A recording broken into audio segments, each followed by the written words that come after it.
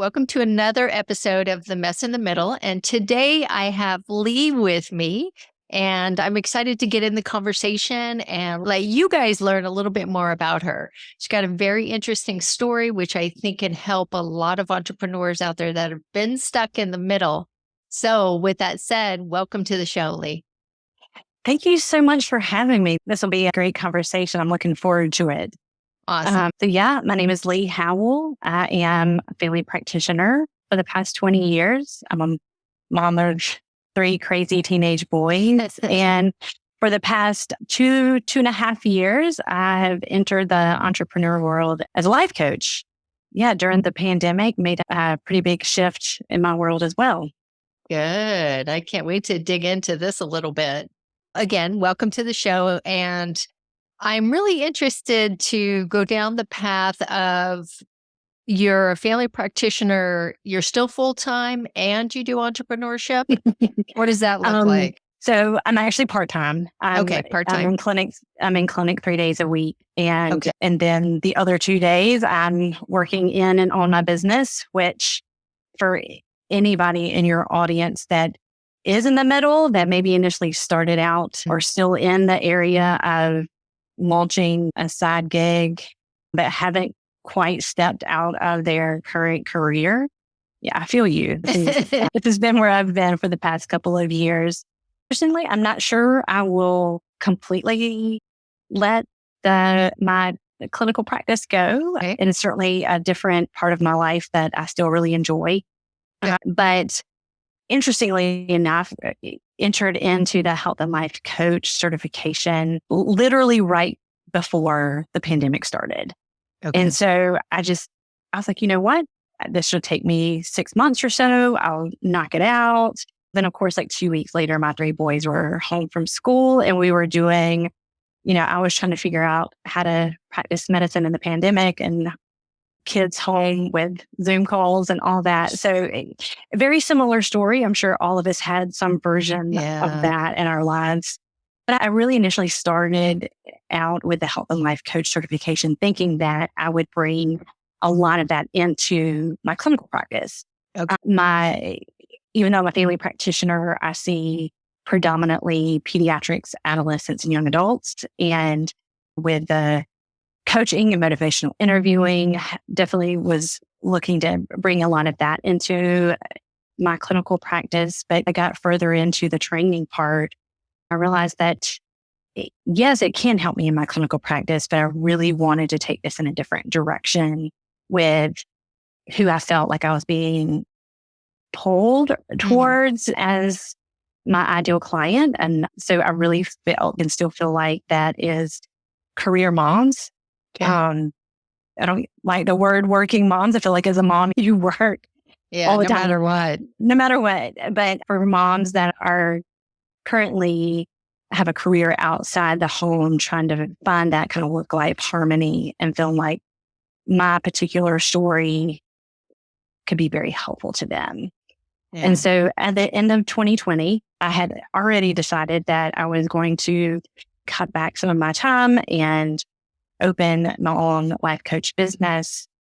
But as life often has different ideas, I'm the planner of all planners, but... Are you? Okay. Yes, but, at the end of 2020, I was diagnosed with breast cancer. And so that just kind of, I'm not going to say a screeching halt, but like a completely different perspective on my clinical career in medicine, as well as starting my own business. And honestly, that it probably gave me the perspective to be able to step into entrepreneurship with a force that I probably would not have had without being diagnosed. You change your life perspective pretty quickly on what's important with any kind of chronic or life-changing diagnosis like that. And so that really has been a driving force, a filter by which, my own entrepreneurial experience has changed. Has pushed. Yeah. Now, how do you find balancing between the two? Do you feel like they're different enough that they each meet different needs in your life? Not just the financial aspect of it, but just in life in general. Absolutely. I think if you had asked me even before the pandemic, as a career mom, my husband is also a family practitioner, having a partner who works crazy hours and 3 kids and the schedule and all of that idea of work-life harmony was it was Non-existent. non-existent, like a dream somewhere. Oh, and that, oh, when we get to this next step, then Yeah. I'll have more time for me. Or when I do this, I'll be happier or I'll feel more at ease kind of thing. And so I really do feel like this entrepreneur journey has fulfilled just a different piece that of my Nice. life that brings joy. And Okay. it is different enough that is something that's mine and that Yeah. I get to meet awesome people like yourself and other clients and be part of their lives in a way that's very different than Good. how I spend my clinical time. And even though it's been a little bit more added to my plate, it's Yeah. energy giving, not Energy taking. energy zapping. Yeah. Exactly. Yeah. Absolutely. Which makes it, there is positive stress and negative stress. So if it's Mhm. putting a positive stress on you, that's okay. Your body can handle it. Mentally, you can handle it. Emotionally, especially when it gives you energy or charges you up and excited about something new. It fires different synapses in your brain because you're working on something different than your day-to-day practice where you've probably got a lot of root habits going on. So that's awesome. So where is it going? What do you want to do?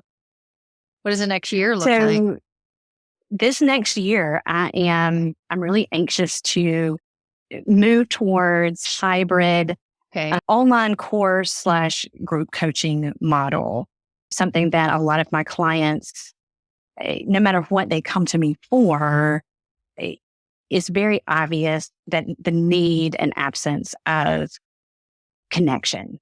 Okay. connection with Interesting. other career moms. And I think that's something that the pandemic has really highlighted. We are all forced to lose some of those connections. And now that we're trying to get back to normal, whenever normal looks like, I'm not sure that is a new normal. I still feel like the women that are coming to me are saying, depending on what season they are in their life, they're really missing out on some of those connections. That's great. Even at work, in a personal life, with their partners, with their children, especially if they have older teens on into their 20s, maybe that are in college or moved out of the house, and really working to redefine what success looks like in their lives. Good. And part of that being the intentional connection with others. So my kind of dream for the end of the year would be to have that up and running with an opportunity for folks to have an online course that they can digest, because we know that Yeah. this is not something that is easily done as Right. a career mom. You're doing this at 5 a.m. or 10 o'clock at night after everything else is done, but then also having a kind of a group coaching piece built into that where folks can experience that support and community. That's good. That's a great goal to work towards, especially balancing that kind of stuff. I remember when my kids were little, and I know we briefly touched on this Mhm. as a single parent, and it was challenging. The hours in the day, and I was also going to school while I was self-employed, and Oh, they'd I be in hated that. bed by 9 o'clock when they were younger, 9:30ish. It's, oh my gosh, I have a term paper due in 2 days, or I've got a test on Friday I've got to study for, and I am just spent. It's probably lucky that it happened when I was younger, because today I would find I would do, what? Let me think about that for a second. We're quite a bit of hours now, but for me, I don't get exhausted by it because I want to do it. So I it's think, a different perspective. I'm doing what I want to do. And I try to yes. get all the yucky stuff that I don't love doing in the morning when my energy's good, right before I go run or something. But too many hours on the screen, I'm just fatigued, just mentally from trying to do deep work for too long. But I can easily take a break, 30 minutes, go outside, get some vitamin D, get some sunshine and some fresh air, and come back and work another 6 or 8 hours. No problem. And so I think there's two pieces to that. One is you are in a very different season. Yeah. I look back even 5 years ago, My oldest is almost 17. He has twin brothers that are 13. And rewind 5 years, and the amount of energy that had, that I loved spending on my family, there was just less in that pot left over for whether it was work or for interacting with me or friends, family. Yeah. And even though I wouldn't give anything for those times, I can say now that I have, like you said, a lot more of the mental and emotional margin to be able to tackle some of these things within my own business that I'm not sure I would have had that 5 years ago. Yeah. And so I think everybody's entrepreneur story will be a little different. I think some of it is sometimes you do what you have to do, you get scrappy. And when you're taking care of your family and you're it, or you're the major breadwinner, like that is a very different picture than if, like for me, I was able to decide to work in clinical medicine part-time and be able to do my business part-time. That may not be the case for some folks. Like you said, they may be burning that midnight oil and you look back on it and have no idea how you made that happen. Lord, somebody definitely had my back there to get through it. My husband, I'd say the same thing, like looking back at medical school and residency, and I don't know how in the world we did that. I have no idea. If I had to do it again at my age, I don't think I'd survive. Or like you said, you're in a different season, you'd figure it out. Anything that we want to do, we figure it out. It may seem this big, but until we get into it and take that first step, it really is. This huge thing is just a series of steps. And chipping away at it, accomplishing little things until you get to where you're trying to get to. And I think that's probably my favorite thing as a coach, to help folks be able to take just a step back and be able to see that everything is figure outable. And I had one client, she would always say, she's like, I just need to chunk it down and you chunk it down. And that's the truth. I'm not sure if that's even English, but like it's the truth. You can figure it out and you can break it down into smaller pieces. But sometimes it is hard when you're trying to do things and feel like you're doing it all by yourself in a silo. So I think having those connections, whether it's something you feel stuck in terms of starting your business, to be able to have a mentor to ask, or somebody that's just even a few steps ahead of you, like, how did you figure this out? Or what did you do in this situation? And trying to do something in a silo, I think our humanity, we're not meant to be that closed off and in a silo. Take it both humanity and a business. A business is not built to run in a silo either. I think that's why so many people fail. We need to look at a business like a very symbiotic ebb and flow. Everything connects to everything else, that flows together. And I've seen, at least since I've been in the industry since 2009, we develop everything in a silo. You have your SEO in one and your social media in another. And I'm getting very in the weeds of it, but it's a perfect example. You've got your website in one and everything is running on its own little system and nothing is connected. And then people can't figure out, it's almost like that plate spinning thing. Yeah. Doing it, one's high, one's low, one's high, one slows down, but that's not really how a successful business runs. Get rid of the plates because you're doing it the wrong way. Bring the systems together. So, in an ideal world, you would create a business strategy. Then you would say, okay, this is my goal. This is what I'm going to sell. This is what I'm about. The rest of it is just building the blueprint on how to make those things happen. Because we've already decided what we're trying to achieve. But I build from the top down because I know better, because I've been doing this for 100 years. Most people build from the bottom up, and that's why they struggle. Because they farm out their SEO, they hire somebody to do their social media, somebody else is writing their blog content, and then somebody else is managing their website. None of those people talk. They're all using their own expertise to create the work for you. And then people are like, I don't even know, what is your brand about? I don't know anything. They're doing work, but it's not building anything that you could build upon to be able to look at somebody's brand and say, oh, they serve this market. This is their audience. This is who they are. This is what they're about. And they completely missed the mark. And all that effort was for nothing, or not for nothing, but they could have gotten such better results if they would have built it the other way around. And I think being the entrepreneur that is much more on the beginning side, I totally see myself in what you just said. Do you? And I think part of it is when you're getting started, whatever it is, whatever you're trying to sell, you want to sell this so you ultimately help your audience. Right. And you're like, okay, what do I need to do that with? I need a website. If I'm going to sell something, then I need to figure out how people can pay me. And then I need to figure out my billing. And so it's almost like you're trying to do all these things at one time versus saying, like you said, start from the end goal in mind and then work your way backwards. Because you feel like all those, mainly because they're tangible. You can see a website. I can direct you to my website. I can direct you to my Instagram page or my blog post, and you can see what I'm about. But at some point, probably around that 1 year mark or so, is when I started saying, there's got to be a different way to do this. This is not scalable. This is not going to get me to my end goal. And so that's when you realize I can't do this all by myself. I do need somebody like you or this podcast or the community that you've created to be able to say, like, how do I do this big picture? Right. But then also be able to say, all right, first this, then that.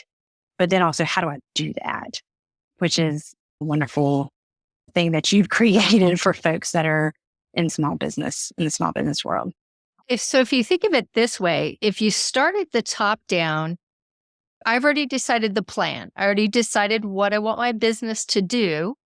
Now, then I open up my toolbox and I have lots of options, right? Am I going to accomplish that through social media or through YouTube or through email marketing, right? Your toolbox is full of all these different ways that you can market your business. Once you've got that plan created, who you hire is not as important because they're following your plan. Yes. See, we hire the other way around. We say, I don't have any experience in SEO, so let me go find this really expensive SEO person, have them come in and they're going to take care of all my problems for me. But what's happened is they bring their experience and they produce content for you in a silo. So that SEO work and all that energy that goes into that could have benefited every single other channel in your business, but you just hired him for this. So this is all he does. He doesn't check in on how you show up in social media or what you're doing for email marketing or what content's on your website. He doesn't know what your customer journey looks like. So he's working in a silo. So you spent $5,000 a month to have this person create content. Now, remember, SEO is a long game. So it's going to be a minute before you get the benefit of the work that they do. But if he would have said, this is my plan across the board, this is how email fits in, this is how social media fits in, this is how SEO fits in, now I can actually hire B players. I don't need A players because I already have the plan. So I'm going to save myself some money and they're going to come in and they're all going to work in tandem to get the results that I've told them I'm trying to achieve. Yes. And it's a completely different conversation then. And I think part of that for me, for my journey, I'm a biology and chemistry major. This was not part of my undergraduate experience at UNC Chapel Hill. This was not part. There were folks that got their MBA alongside there in medical school. And I think if I could rewind a little bit, I would have done that. However, if this wasn't part of your wheelhouse, you really are having to be really scrappy and figure out either who I should ask, who I can afford to ask, or what other resources do I have? Maybe somebody that's in a similar business model that's maybe a few steps ahead. And I think that would be, for anybody that's in kind of the space where I am, then that is what I would say to do.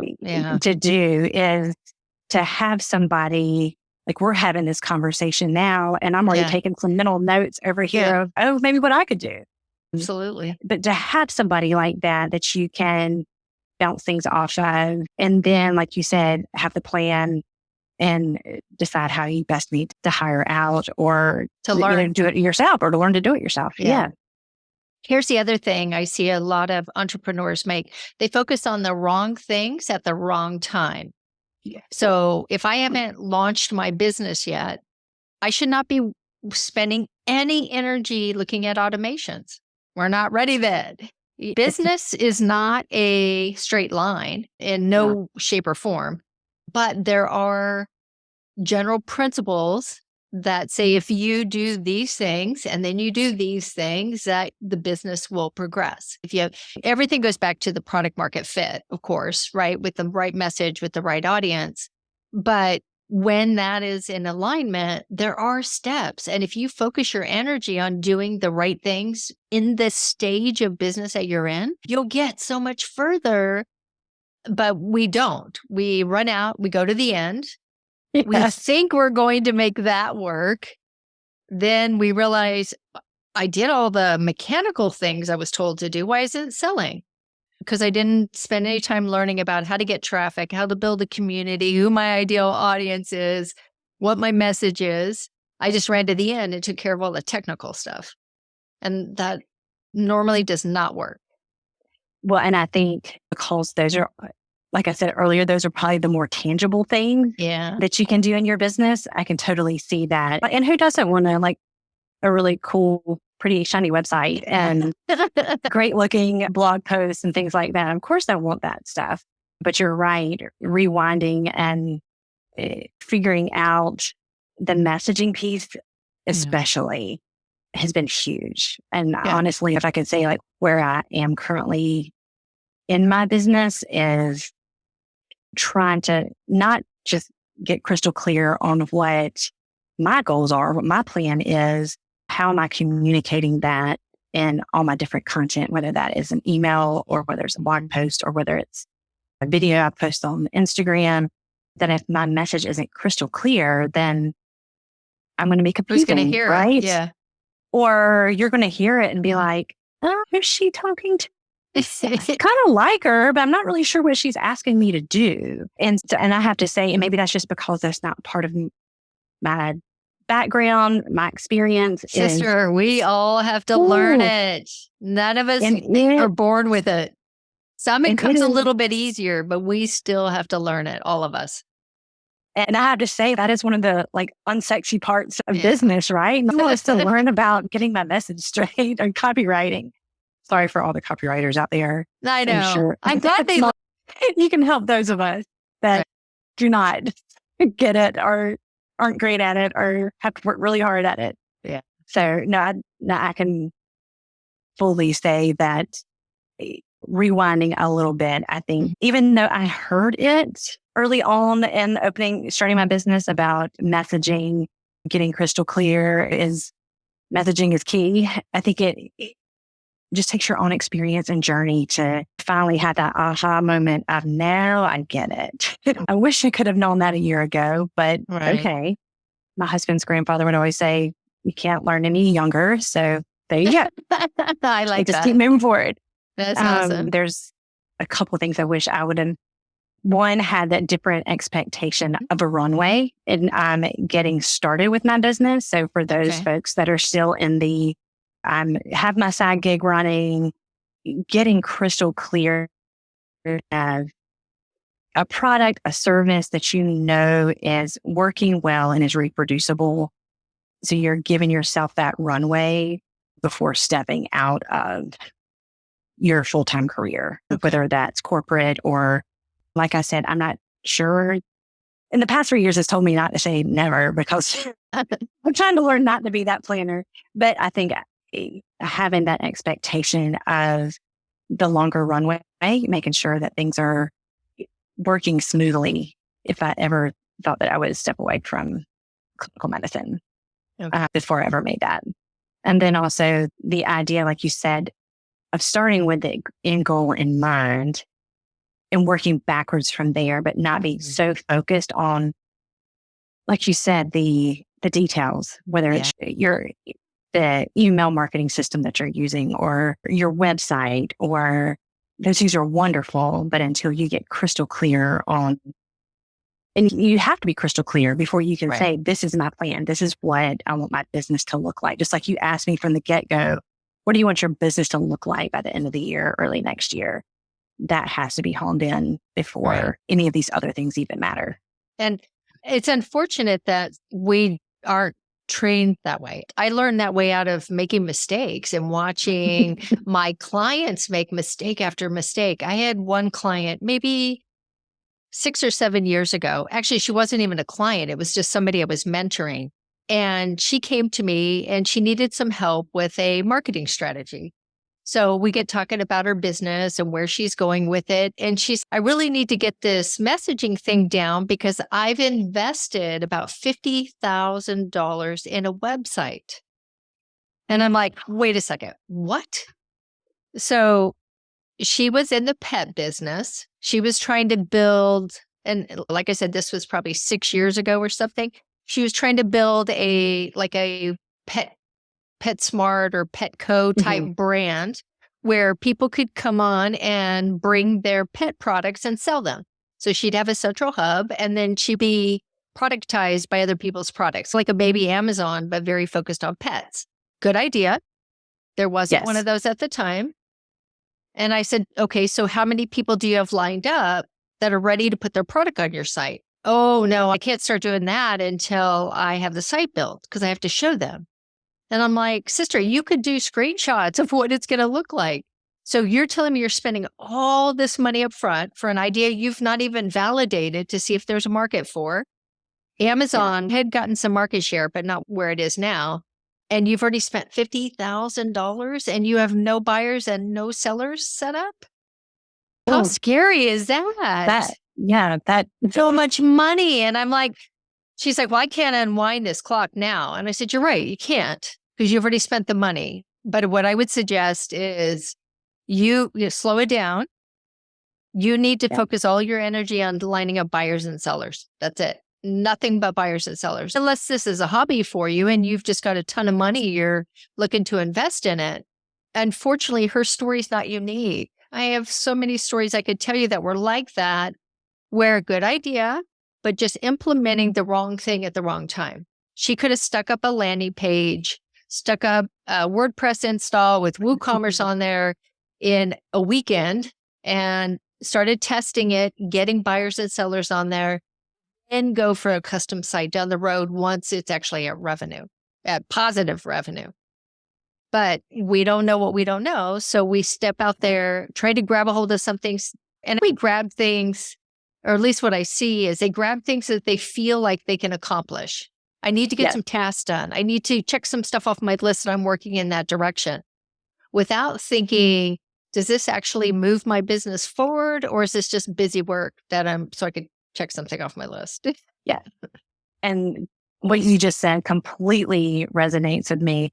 I wish that there was like a place that if you're even thinking about starting a business or you have a business and you're branching out and trying something new, like where is that button? Where's that? Not that you're looking necessarily for the easy button. It's not that you don't want to do the hard work, but it's like you said, you don't know what you don't know. You just wish that there was this like flashing neon sign when you are Googling something at midnight that says, start here. Start here. That's so I'm writing a book right now called Marketing Reset. And what it has in it, it's like over 500 pages. Yeah. I know, but it's not necessarily a book. Like you're not going to sit down and read it. It's more of a manual. And what I've done is I've broken down your first 90 days at something, your first 90 days in email marketing, your first 90 days in social media, blah, blah, blah, blah. There's about 25 different marketing channels that I talk to. And I built a framework around it because this is so important. I'm not trying to teach people how to be marketers. Most people don't want to become marketers. They want to be in business. That's the whole reason why they started one. But if they don't understand how that foundation is supposed to work, regardless if they spend 10 minutes on it to understand the fundamentals, of what that process is supposed to look like, hire somebody. But when you hire the wrong person because you didn't take the time to educate yourself, that's still your responsibility. Right. You can't farm that out to somebody else if you're not getting that success. So the goal with this book is to be able to say, here's the foundation. This is all the fundamentals behind how email marketing is supposed to work. Step 1, step 2, step 3, step 4. And then they could take that, somebody could take that and say, oh, okay, I get it. So I was doing step 14 and I tried to do 2 and then I went to 7 and I got it, how the dots are supposed to connect. And I think if people can learn more of that, we'll see a lot more people get through this startup phase faster and more successful and not be so overwhelmed with so many options. You said it earlier in this conversation, it's not the access to resources is ridiculous. There literally are probably 100 companies that do tremendously well financially that you can send an email through. One of those 100 companies is correct. Yeah. But what happens is everybody goes out there and they're like, okay, I need to send an email. And then they go to 3 or 4 or 5 different websites and they're like, oh my gosh, who do I choose? And which one is right? And this one has this and this is this. Is that even important? And they get so overwhelmed by options that they don't make any. And they go back and they don't send any emails. You're like, I'm not doing that. We just need one. Start with one, get it to work, and then move on to the next one. And I think if everybody could just simplify stuff like that, we'll see a lot more success a lot sooner. When you were talking about your framework and the foundations, that is so much of what I work with my clients on too, but it's more in terms of mindset and foundation. What are my top priorities in life? Let's look at top priorities. Do we know why we're even doing this? Knowing your why, being able to set boundaries around whether it's work or with a partner or with friends and family. Yeah. So that you feel in alignment with these core values and those intentional connections. So whether you're talking about in business, it's the same. Pick it up and you set it down in your life. And without some of those core foundations, the house might look great, but it ain't going to be standing. When the foundation cracks, what are you going to do? Or maybe in terms of business, you notice, like in my shoes, I had a lot of success early on in that first year, but then you realize, okay, you've run out of the warmer leads. Like, how do I translate this into something that I can market to cold leads, right? Especially if you don't have a $500,000 sitting over in an ad budget somewhere. Right. Right. And so, it totally makes sense. Similar foundation to what I work with my clients on, but you pick it up and you put it down in terms of businesses. But you're right. If you don't have those foundations, it's hard to build on it. It's hard to build on it. It's hard to know where to go next. You feel like you're running in circles, or especially for those of us who still have our full-time career and this is just a side gig, you don't have 40 hours plus a week to spend on that. And so to figure it out, right? It's just taken me 2.5 weeks to figure this one thing out. And now I can do it. It takes time. Yeah. It takes time. Well, too, some of it goes back to, I don't know what question to ask you. I'll find that a lot of times where I'll have to say, what are you trying to do? Let's start with that first. I'm trying to get this to do this. And I'm like, okay, so how that works is we got to connect this, and then this will make that system of that thing you're trying to get to. Okay, but they didn't know what each one of those other pieces were. They were just going in circles. I don't know how to connect the dots to get to the end result because I don't even know how to ask the right question to get there. Absolutely. And I certainly have seen myself there in the past 2.5 years, whether it's learning more about SEO or learning about email marketing. You don't know what you don't know. And sometimes I don't even know how to ask an intelligent question. And I feel like that's where some of the intentional connections have come in terms of seeking out and finding somebody that is a few steps ahead of you, whether that you join your local small business association. I do know that through some of the small business associations, a lot of local chapters will have some kind of free or affordable mentoring type resources available, and seeking that out and listening. Listening. Yeah. Yeah. Yeah. And I think There's going some back, sometimes too, it's getting offline, Right. meaning when we go out there, or if you're going to do it, go there to be there on purpose. Because we'll start down one rabbit hole and then that will show us something else we need to be doing in our business. And then we'll look at that and then we'll spend a bunch of time trying to figure that out. And before you know it, you're completely frustrated. You've gotten no further in that first thing you were trying to get done. And now you've learned that there's 30 other things that you should be doing that you're not doing yet. Yeah. And then it's okay. That was a good 4 hours of my day. And if you only have X number of hours, 10, 15, 20 hours that you're able to spend in your business and on your business. So definitely a hard balance. And I think for me, that kind of gets back to the idea of creating that runway, of recognizing that this does take time, that you are going to make mistakes, and that is okay. For those of y'all who are perfectionists like me, that was really hard. And by clinical background, what do you mean? We try not to make mistakes in that incident. Thank God. We try the opposite of that.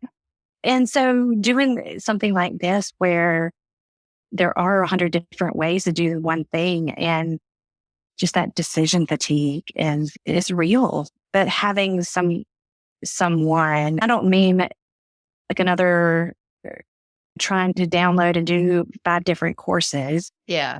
Finding a real person that is a few steps ahead of you to offer some of those, that's willing to be a good mentor and give you some input, some good feedback, will make all the difference for sure.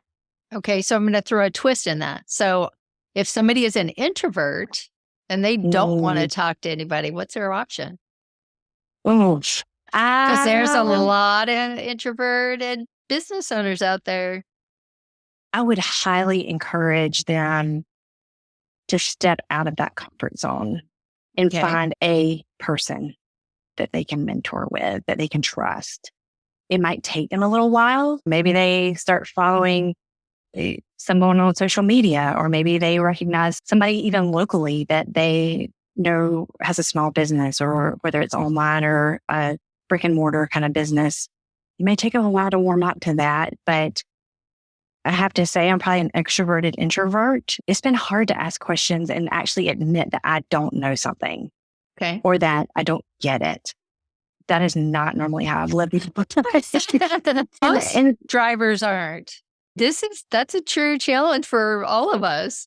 Yeah, it's hard to admit that, but telling your ego, your inner critic, whatever you want to call it, it is okay to not understand this. It is okay to reach out and ask for help. And you may be a blessing to them just as much as they're a blessing to you, because you have your own talents and gifts that you can share with them as well.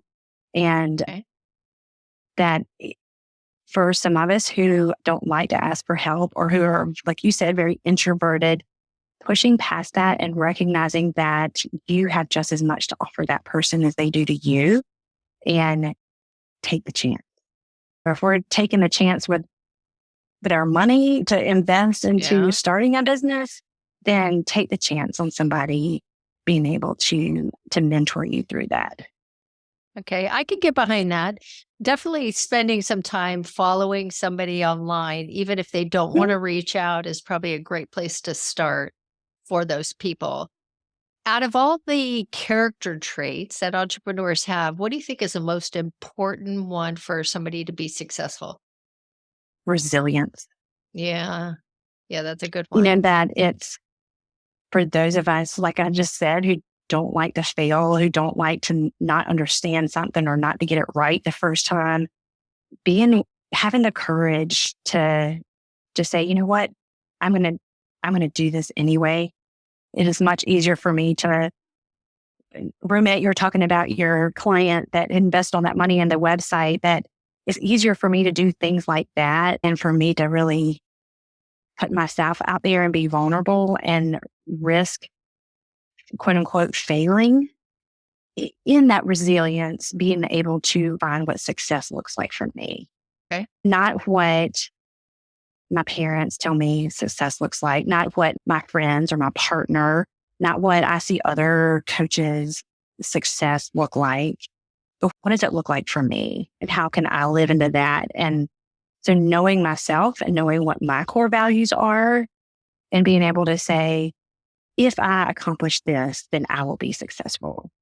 And it's not about the money in my bank account, it's more about the joy and the presence that we do feel each day, but allowing it to be a journey and not a straight line path, a race or a straight line path that, or if I try something and it doesn't work, that's just feedback. It's not me failing at my business. It's not me failing at life, but having that resilience to truly live into that idea is probably, at least to me, and for me, it has been the biggest necessity.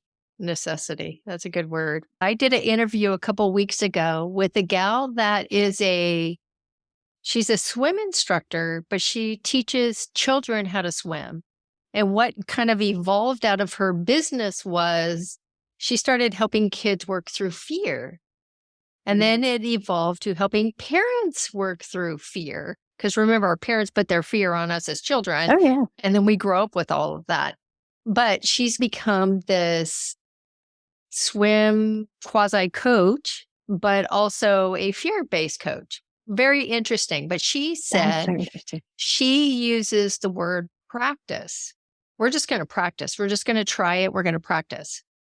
I was like, what a great way to look at it. So how I got through that challenge that you were talking about, trying something new and failing at it and being so disappointed that you're a smart person. I should have figured this out. Why is this so hard for me? How I got through that was saying, I'm doing something I've never done before in my life. Of course, I'm not going to have all the answers. I'm smart when it comes to other things. So that means that I'm going to learn it or adapt to it faster. But I still start in kindergarten when I pick up a new language, when I decide to fly an airplane, when I want to go skydiving, when I want to go scuba diving. You still start in kindergarten. Now, we progress quickly because we have so much experience in other things, but we still have to go at the beginning. And once I realized that, okay, my skills don't get to transfer straight across. I still have to go back and start at the bottom because this is new. Even for me, I was able to give myself a little bit of grace and not be so hard on myself to expect results on my first try. Yes. And I think that the word grace is huge. It's absolutely a necessity I think in any career path that you choose, but definitely in entrepreneurship where there are so many. I think about this little toy my kids used to have that were all these gears that they would put together and they would turn if they put them in there correctly. Like you said, I'm really good at these other few gears over here. Yeah. How can I stay in my zone of genius? Well, like you said, go back to kindergarten and learn how to operate these other gears.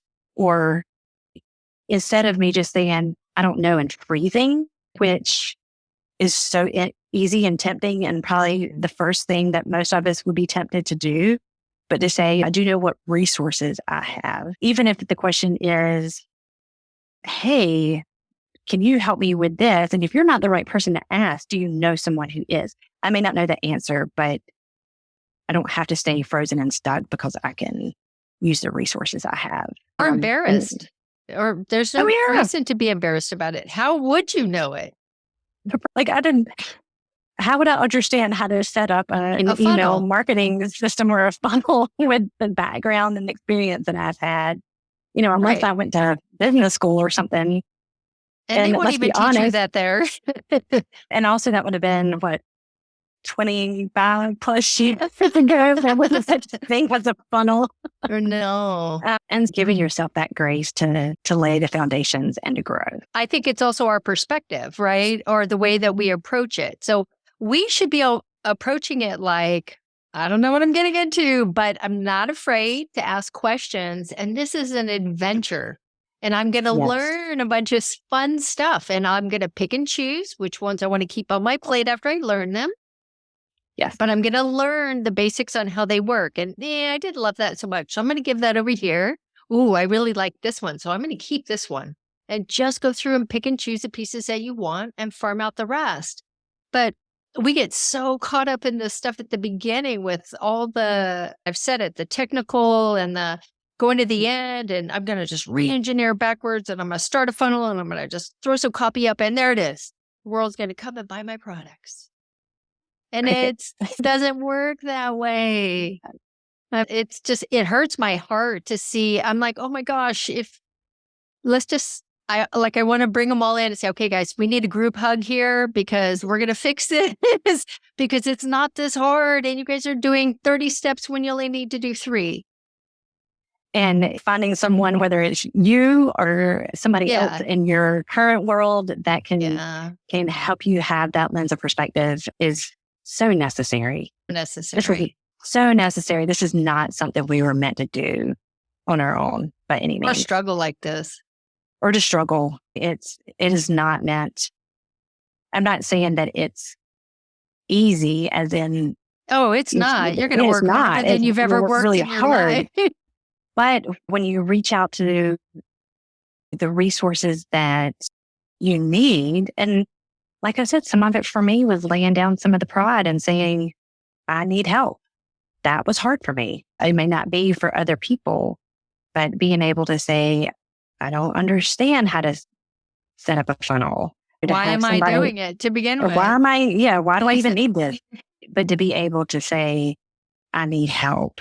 Nothing that goes over into our personal lives too, especially us as career moms that are entrepreneur moms, whatever you want to call us, that we are the ones that people look at for the answers in our lives. And when we maintain that, we do feel like we're either running on the hamster wheel or playing that plate game that you were talking about. They're trying to keep all the things balanced. We don't have to do that. We don't have to do 100% in every area of our lives all the time. That you have permission to say, I'm going to focus. I'm feeling really pulled to focus on my health right now. I'm really wanting to I want to run a 5K this summer, or I want to do a triathlon again. And I get to choose to focus on that. And maybe some other part of my life, you're like, man, it's fine. Now is just not the time to focus on that. And giving yourself permission for that, whether it's in your business or in your personal life, I think is huge. To pick top 2 or 3 priorities there and working hard, given that you're focused and you're all, but being okay with some of these other things. Not that you're ignoring them, you know that there'll be a time for that, but it doesn't have to be right now. It doesn't have to all be done right now, whether it's in your personal life or whether it's you as an entrepreneur or in your current career. So that prompts me for a question. How do you decide which things you're going to work on right now? So your business has been around a couple of years. You've had some sales. You've had some customers. Looking at your limited time on top of, because mom, wife, business, free part-time job, how do you decide when you go to sit down at the desk? How do you decide which task you're going to work on? So I think a couple of things. Okay. One is there's been a couple of iterations of this, but I have found a fantastic virtual assistant that I have learned to be able to say, like you said, this is my plan. Good. Right now, early on, when I had some of the warmer leads, but now I've exhausted that. So I really need to look at more, how do I bring people into my world that are more cold leads? How do I want to do that? Okay. But to be able to say to her, I don't want to be on all the platforms. I don't want to be on every single one and try to do all of them well. Like in my 2 days a week that I'm trying to do this, what is going to be the biggest bang for my buck? So if my overarching plan right now is bringing people into my world that could then translate into potential clients, what are that do that A is in alignment for me, Yeah. I told her from the get-go, I'm like, I am not going to be the one on Instagram that's like pointing and dancing and blah. Well, come on. I'm not going to do it. My kids will tell you I will do a lot of ridiculous stuff. Absolutely. And especially if I know it embarrasses them, I'll do it even more. We do it just for that. Yeah. I do it for that. Yeah. But that's just not me. I'm not going to That's I'm not not going me to do either. that. I'm like, but you know what? My favorite part of any of this is connecting with people, whether I'm in clinic or whether I'm talking to you, whether I'm talking to clients or potential clients. Like that is one of my core values. That's what I love. And so can I get on and do a 5-10 minute video that my virtual assistant can then post and create different blog posts out of it? Absolutely. And if that's going to forward my plan into inviting people into my world, then those are the things that I choose to work on. So when I sit down, typically on Mondays and Tuesdays, those are what I'm going to focus on. So am I providing her with videos that I can use to then bring an audience in to experience me? I'm probably not going to do a whole lot of still post or like the pointing and the dancing. I'm not going to do that. That's not going to how I'm going to spend my time. But connecting with people on podcasts like this, yeah, that is how I'm going to spend my time. If that is my ultimate goal right now of where I am in business, I don't have this huge product suite yet. That's not where I am. But where I am is inviting people in to my world to see how can I serve you. And if I can do that by being on other people's podcasts or doing videos, I've got a couple of summits that I'm speaking on and coming up. And so those are the things that I focus my time on. Is how can I do more of that? Good. And if you think about it, the stage that you're at, so social media works backwards, and we'll wrap up here in a few minutes, but social media works the other way around. So in our early days, we feel like we shouldn't create a whole bunch of stuff because nobody's paying attention. Nobody's liking it. We haven't figured out our message. We're just going out there and I'm really not congruent with this or this. I don't want to do it. It's silly and I'm not loud. And so I don't need that attention. I don't need that look at me kind of stuff. Right. So we avoid it.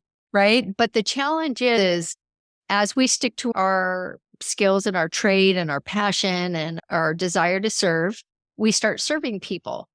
And then when it's time for people to come and seek us, they look at our social media and and if we showed up, if there's not that much there because you thought, nobody's paying attention. I don't really know what I want to say. I'm not an extrovert. I don't care if anybody looks at me. This is silly.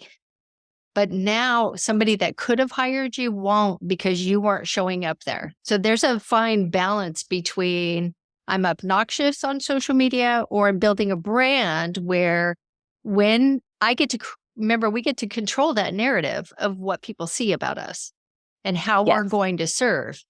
If you don't show up there, guess what? They're going to make up their own mind on who you are and what you're about. So why not use that to your advantage and say, this is who I am, this is how I show up, and this is how I serve, who I serve.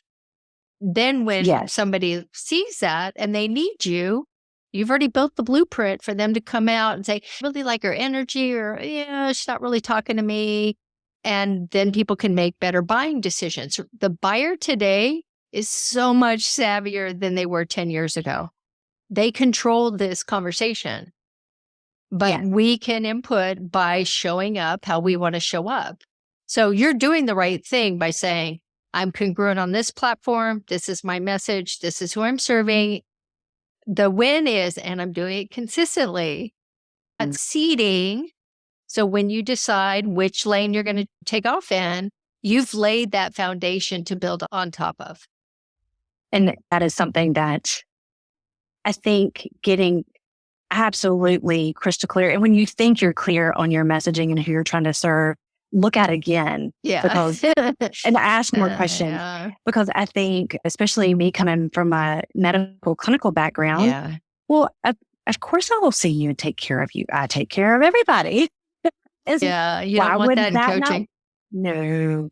And I don't think again, it was just another step for me to have to realize that I'm not going to be everybody's cup of tea, and that is okay. I'm probably not everybody's cup of tea as a physician either. They may come and see me and be like, oh, I'm not seeing her again. But there are more that do. But in terms of messaging and showing up on platforms, being congruent in what I'm about and what I can offer you, I've certainly realized that if you're picking and choosing your way through either my YouTube channel or my Instagram account, you need to be hearing those same messages Correct. over and over again. And if you're hearing me talk about something completely off the wall, unless I show up and say, this is completely off the wall, but I'm going to talk about it today, Yeah.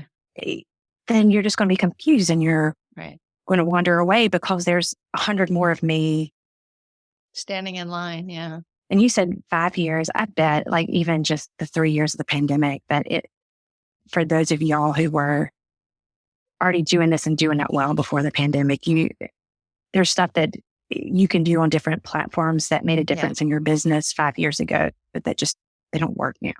No. And that's hard and it's frustrating for folks that are just starting out, and just understand that that's part of it, and ask the questions. Don't be afraid to say, I'm trying this. It's not working. Do you have another idea that you can give me to try?